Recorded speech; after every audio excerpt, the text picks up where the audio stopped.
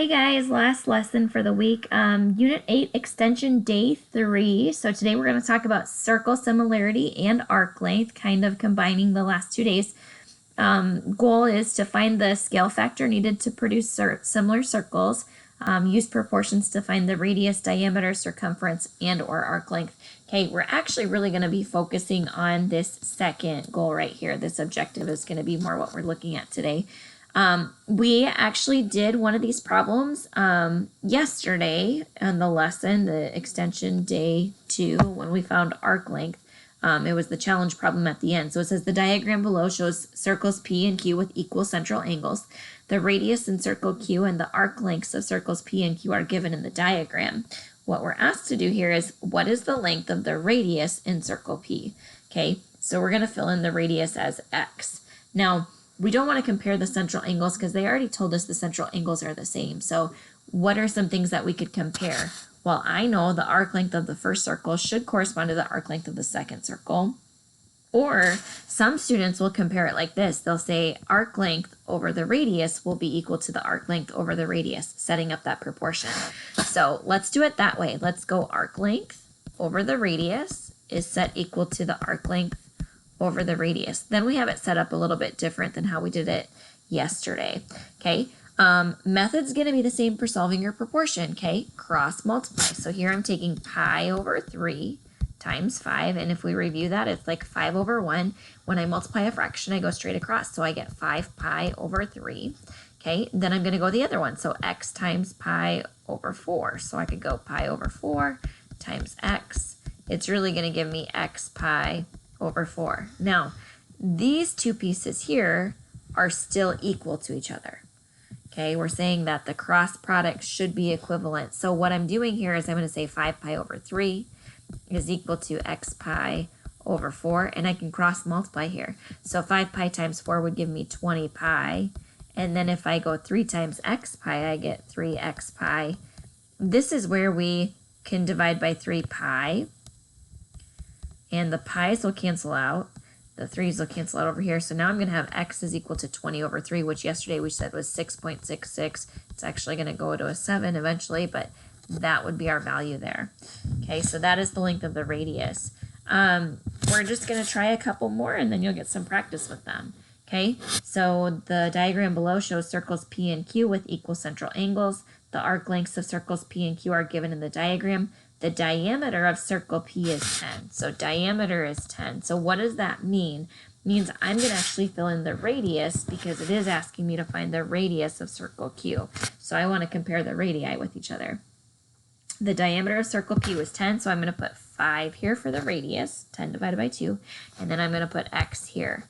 So if I compare the arc length, 5 pi over 4, I could say this arc length over the radius. Set it up the same way for the other circle, 3 pi over 4 over the radius, which is x. So cross multiply. If I take 5 pi over 4 times x, I'm going to end up with 5x pi over 4. If I take 5 times 3 pi over 4, well, 5 times 3 is going to give me 15 pi over 4. So I kind of skipped that middle step this time. Sometimes students will notice right away that both of these fractions are over 4. So what I could really do is just eliminate the 4's and say like 5 pi x, sorry about that, is equal to 15 pi. And then if I divide by 5 pi to get x on a side by itself, they cancel, the pi's cancel, what do I end up with? X is equal to 3. And that would be my final answer. We'll try another one. Okay, the diagram below shows circles P and Q with equal central angles. The arc lengths in the circles P and Q are given. The diameter of circle P is 10. What is the radius of circle Q? I'll go back one step real quick. Okay, they are different problems. It's really going to be set up the same way. The diameter of circle P is 10, so I'm going to fill in the radius as 5. What is the radius of circle Q? I'm going to fill it in as x. This would be a good place for you to pause, try it out yourself, and then check it.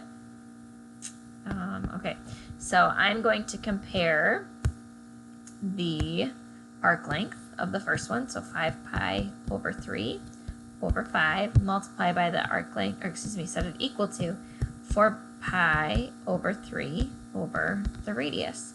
Okay, so when I take 5 pi over 3 times x, remember, 5 pi over 3 times x is equal to, this is where we get that 5x pi over 3. If I go the other way, I'm going to get 4 pi over 3 times 5. Okay, 5 over 1. Multiply the numerators, so I get 20 pi over 3.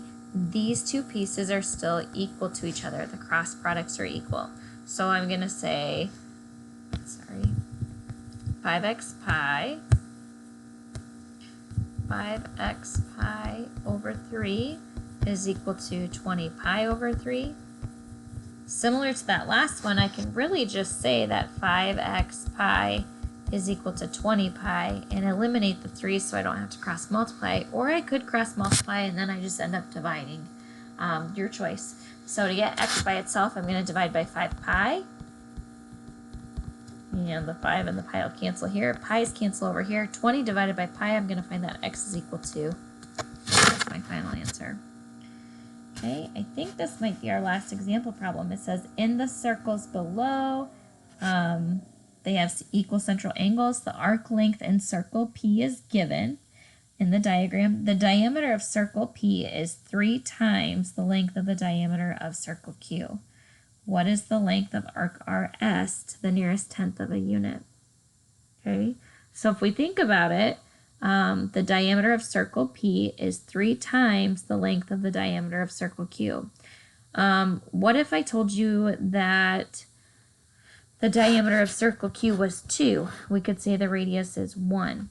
Okay, what would 3 times that measure be? Well, it would just be 3. So I can say the radius of circle P is going to be 3.